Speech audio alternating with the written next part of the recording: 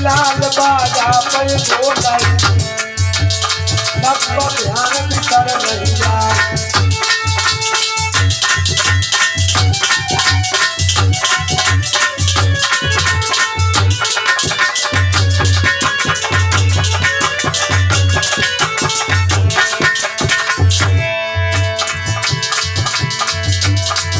अरे सतीज रोग है मैया के अरे मैया रही सबको समझाए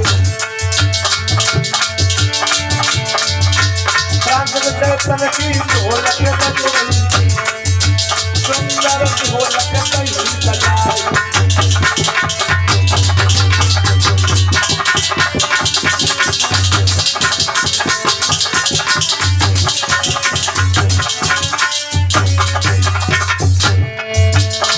इस प्रकार मैया समझा रही बेटी तुम्हारे पिता तुमसे नाराज क्यों नाराज लड़ाई तो उनसे भाई चलो समझा दिया। अच्छा सती जी उठ करके चली जहां यज्ञ हो रहा था जहां यज्ञ हो रहा वहां पहुंची देखा सबकी चिटें लगी हुई सीटें हैं सबकी चिटें लगी हुई सभी देवताओं के आसन और चिटें लगी हुई है देवता की है देवता की है। अच्छा भोलेनाथ का कोई नामो निशान नहीं कोई पत्नी अपने पति से कितनी लड़ाई लड़ती हो और समाज में अपमान होता हो बर्दाश्त नहीं कर सकती। एकदम से क्रोध आ गया सती जी के लिए अरे बलि के पकड़ो तुमने हमारे पति का अपमान किया हम जैसी अबला की आहा क्रांति बन करके खा जाएगी हमारे पति का अपमान किया यज्ञ पूरा नहीं होने मैं यज्ञ में कूदने जा रही हूँ और मर जाऊं जन्म हो तो मेरा विवाह भोलेनाथ से चाहते हो इतना कहा हवन कुंड में कूद पड़ी जल कर दो गण थे उन्होंने मारा मार मचा दिया भोलेनाथ को बताया सती जी ने तुम्हारा अपमान बर्दाश्त नहीं किया तुम्हारा अपमान हो रहा था वहां जल गई भोलेनाथ को क्रोध आया जटायों को पृथ्वी से मारा वीरभद्र नाम के वीर उपजा खाना लेकर भाग खड़ा हुआ और जाते जाते किला तोड़ दिया एक विध्वंस कर दिया और महाराज दक्ष का सर काट दिया। ऋषि कहने अरे ससुर दमादी लड़ाई थी इतना बड़ा आपने आतंक मचाया भोलेनाथ के ससुर का ही कत्ल कर दिया जीवन दान दो तो ये बताया गया बकरा के सर काट के लगाएगा महाराज दक्ष को। ये श्राप दिया हुआ था नंदी जी का जिस समय दक्ष ने भोलेनाथ को गालियां दी उस समय नंदी जी ने श्राप दिया कि तुम पशु बन जाओगे पशु बनने योग्य हो जो महान देवता को गाली दे रहे हो कभी भी माता पिता को गाली नहीं देनी चाहिए माता पिता को गाली नहीं देनी चाहिए किसी गुरु को गाली नहीं देनी चाहिए बताते हैं कि अपमान नहीं करना चाहिए पशु की योनि में आते हैं। इस प्रकार भोलेनाथ पहुंचे जो कि जला हुआ शरीर उठा लिया, जला हुआ शरीर उठा लिया और कंधे पर रखकर चल दिया।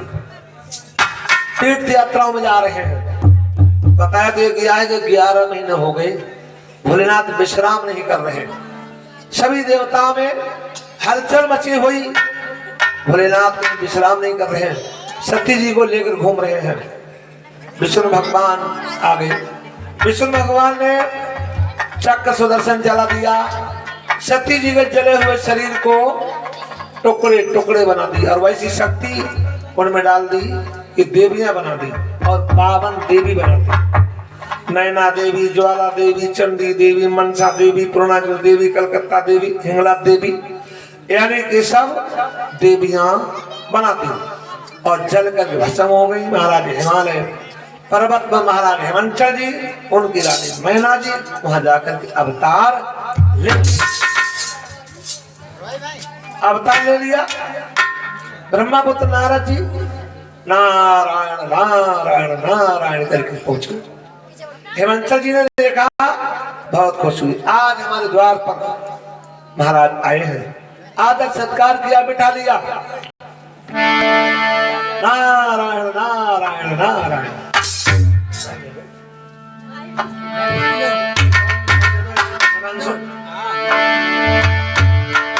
नारायण नारायण।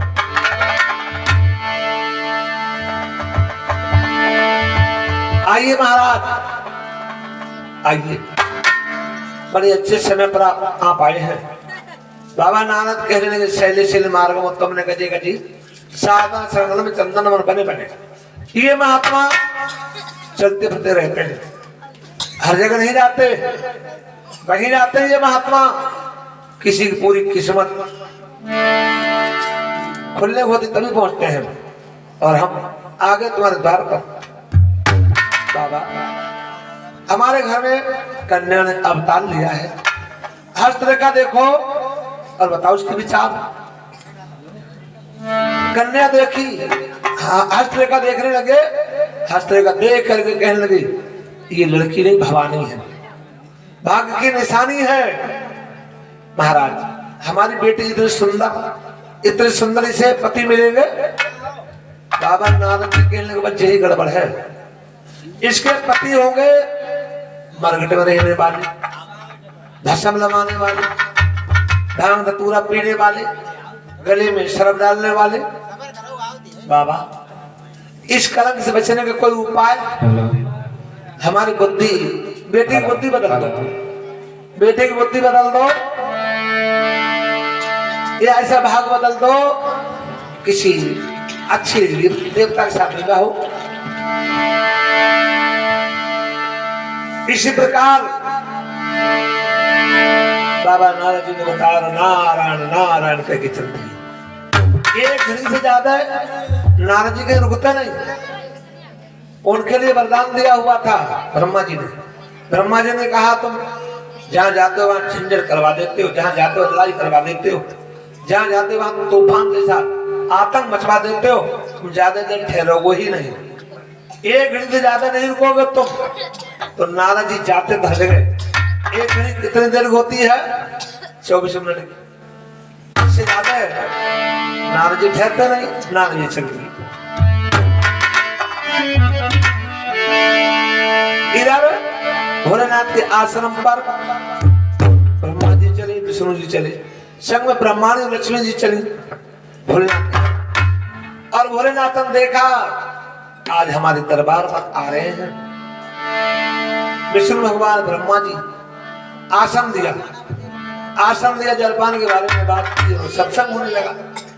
सत्संग होने लगा। सत्संग होते होते ब्रह्मा जी कहने लगे, हम चलेंगे। विष्णु जी कहने लगे, देखो हाँ टाइम में थोड़ा रहेंगे, अब चलेंगे।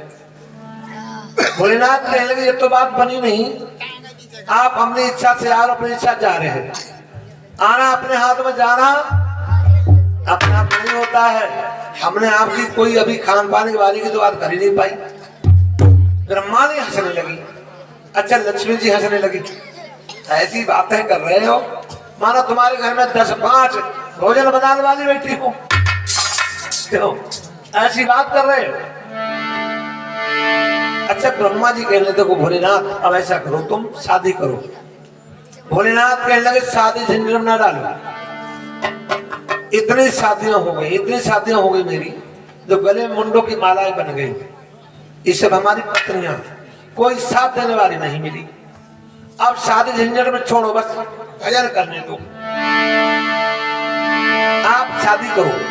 तो भोलेनाथ कहने लगे विचार करो, देखो जाकर अगर हमारे नाम की कोई लड़की माला जप रही हो तब तो तैयार, अगर ना बस छुट्टी।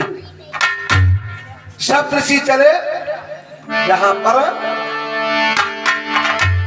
और उधर सती जी ने, नारद जी ने बताया अगर ये भगवान का आश्रय ले ले, भक्ति करे तो ये अवगुण गुण में बदल जाएंगे। तो सती जी जंगल में पहुंची और तपस्या कर रही थी भोलेनाथ की। क्या तपस्या कर रही थी? ओम नमः शिवाय, ओम नमः शिवाय, ओम नमः शिवाय, ओम नमः शिवाय।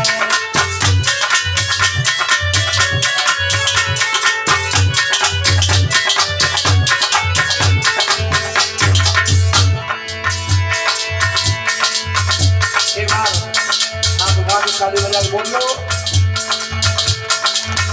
ओम नमः शिवाय, ओम नमः शिवाय, ओम नमः शिवाय, ओम नमः शिवाय।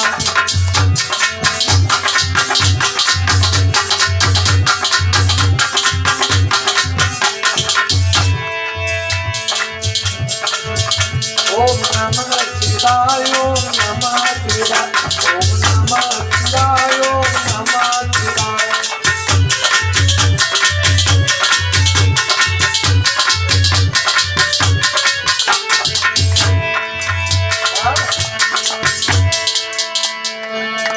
सब ऋषि ने जाकर के देखा, सब ऋषि ने जाकर देखा ये लड़की भगवान भोलेनाथ की भक्ति कर रही है। और सामने पहुंचे ए लड़की जिनके तो गुण गा रही है, अरे वो इतने भोले मरघट में रहते, भस्म रमाते हैं, क्यों पागल बनी है सती जी?